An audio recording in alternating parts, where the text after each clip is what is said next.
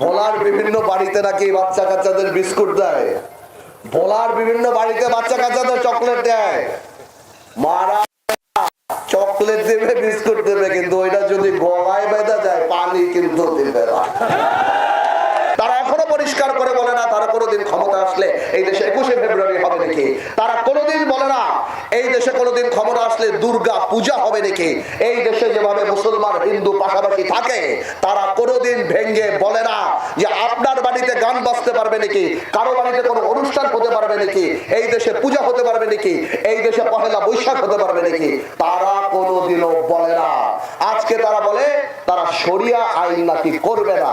Vote পাওয়ার জন্য এমন কিছু নাই তারা করতে পারে না।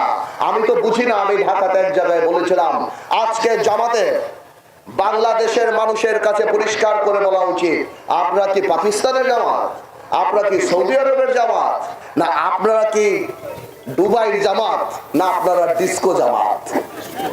আপনারা তো সবই করতে দেন, আপনারা তো সব জায়গা থেকে বের হয়ে গেছেন। আজকে শুনি ভোলার বিভিন্ন বাড়িতে নাকি বাচ্চা কাচ্চাদের বিস্কুট দেয়, ভোলার বিভিন্ন বাড়িতে বাচ্চা কাচ্চাদের চকলেট দেয়।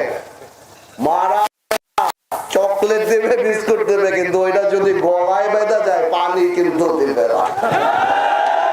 ওই চকলেট আর বিস্কুট খেয়ে বাংলাদেশের মানুষ আপনাদেরকে বিশ্বাস করে না।